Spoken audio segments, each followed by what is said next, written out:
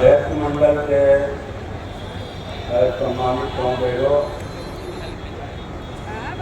Party महासचिव कांग्रेस पंकज भट्टाचार्य जी, राज्य सचिव कांग्रेस कुणाल जी, पार्टी के पोलित ब्यूरो के सदस्य कांग्रेस प्रदेश भट्टाचार्य जी और मंच पर उपस्थित विधायक दल के साथियों, तमाम नेतागण और आज इस बदलू बिहार न्याय सम्मेलन में आए हुए साथियों, मैं आप तमाम लोगों को लाल सलाम करता हूँ। साथियों, इस बार 2024 के लोकसभा चुनाव में बिहार के साथियों ने 2 सदस्यीय संसदीय दल लोकसभा के अंदर भेजा है। 35 वर्षों के बाद आरा से आप तमाम लोगों ने जीत हासिल की, काराकाट से जीत हासिल की। इस शानदार जीत के लिए मैं आप तमाम लोगों को दिल से मुबारकबाद देता हूं। साथियों, लोकसभा में हम लोग जैसे ही पहुंचे, बाहर में जो खेत खलिहानों में हमारी लड़ाई चल रही है, सड़कों पर जो लड़ाई चल रही है, उसकी गूंज जो है लोकसभा के अंदर बहुत ही मजबूत ढंग से सुनाई पड़ी। जैसे ही मौका मिला, हमने पूरे देश में भूमि सुधार लागू करने का सवाल उठाया कि करोड़ों एकड़ सीलिंग से फाजिल जमीन, सरकारी जमीन देश में मौजूद है। सिर्फ बिहार में 21,85,000 एकड़ सीलिंग से फाजिल जमीन है। आप इस जमीन को भूमि माफियाओं के, भूस्वामियों के, दादा बाबू लोगों के कब्जे से मुक्त कराकर, जो कब्जा उन लोगों ने राइफल बंदूक के बल पर न्यायालयों का सहारा लेकर के कर रखा है, मुक्त कराइए और भूमिहीनों को खेती लायक जमीन और बासगित जमीन दीजिए। लोग जमीन के अभाव में आहर पोखर के पिंड पर, समुद्र और नदी के किनारे मौत के मुंह में एक चिमकी तान कर एक झोपड़ी लगाकर रहते हैं।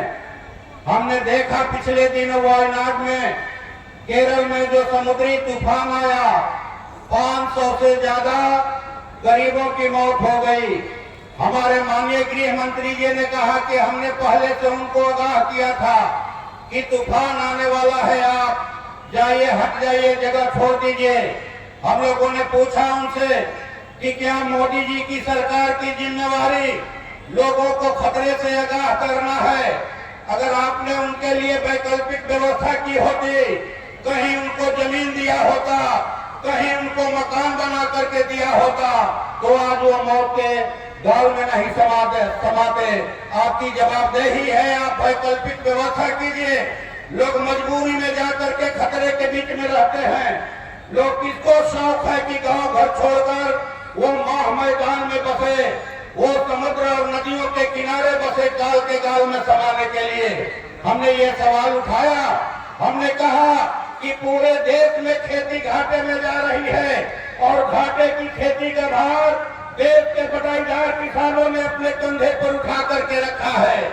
77% से ज्यादा सिर्फ बिहार में बटाईदारी पर खेती होती है, लेकिन उन बटाईदार किसानों को कोई सरकारी सुविधा नहीं मिलती कृषि की। राज्य और केंद्र सरकारों का हजारों लाखों करोड़ का जो कृषि बजट है, उनको उसका लाभ नहीं मिलता, इसलिए कि उनके पास खेती करने का कोई प्रमाण नहीं है।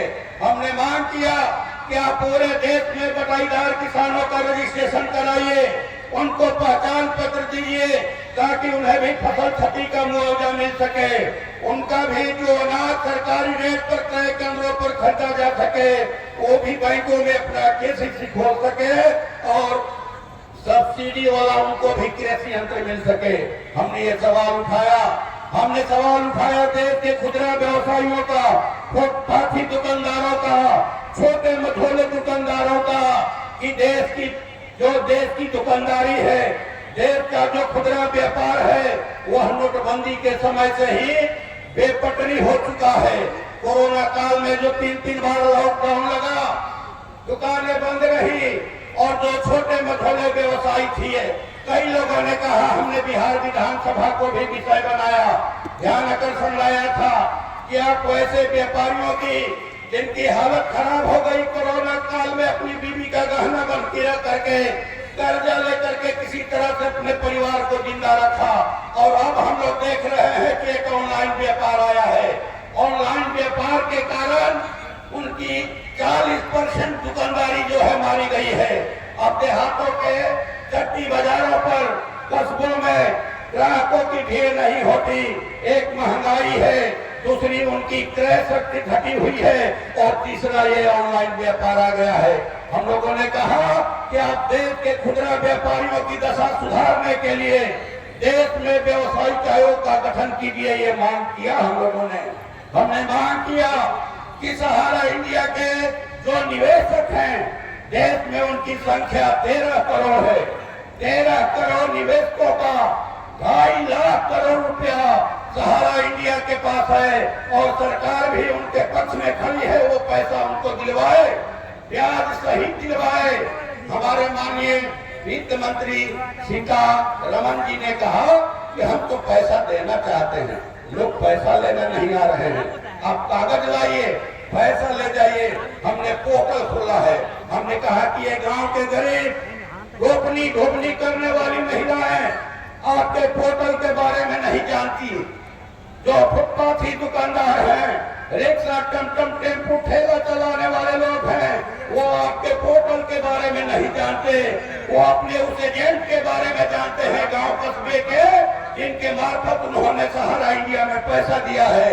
आप सहारा के जरिए उन एजेंटों के मार्फत आप पैसा दिलवाइए, निवेशकों का पैसा दिलवाइए, ब्याज सहित पैसा दिलवाइए। जिन निवेशकों और एजेंटों की मौत हो गई है उनको 10 लाख का अतिरिक्त मुआवजा दिलवाइए। ये मांग किया हमने कि ये पैसा आसान नहीं है पचाना, पचाने नहीं दिया जाएगा।